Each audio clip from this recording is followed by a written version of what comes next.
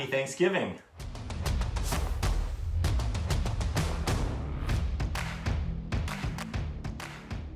As the fall quickly transitions us from a nice warm summer into winter, and while we continue to be in this fourth wave of COVID-19, it is still Thanksgiving.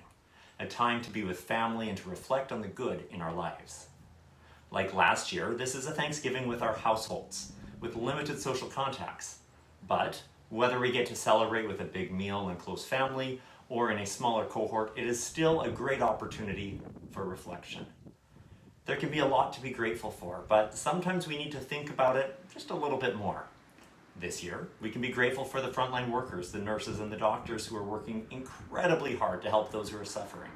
We can be grateful for a recovering economy, an improved local housing market compared to the last several years, and high oil prices, and of course, that there's an end to this pandemic within reach. It's so close. There is light at the end of this long tunnel.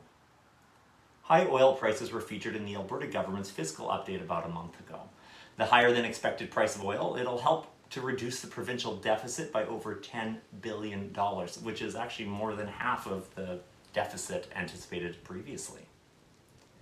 We still don't know the full economic impact of this fourth wave of COVID, but we can be glad that it appears to have peaked and isn't getting any worse. The strain on the provincial health system, of course, is huge, and many healthcare workers are burnt out, but thankfully there does appear to be an end. Some industries are still struggling. Some industries like accommodations, food services, and recreation, they're not really expected to recover until 2022. However, in spite of that, job growth has been improving provincially. Some sectors, they're struggling to find staff, while other higher paying jobs have yet to return. Unemployment still remains high at about 8%, but that is a huge improvement and is the lowest that it's been since March of 2020 when the pandemic first hit. So good things are happening. I am grateful for an improving economy.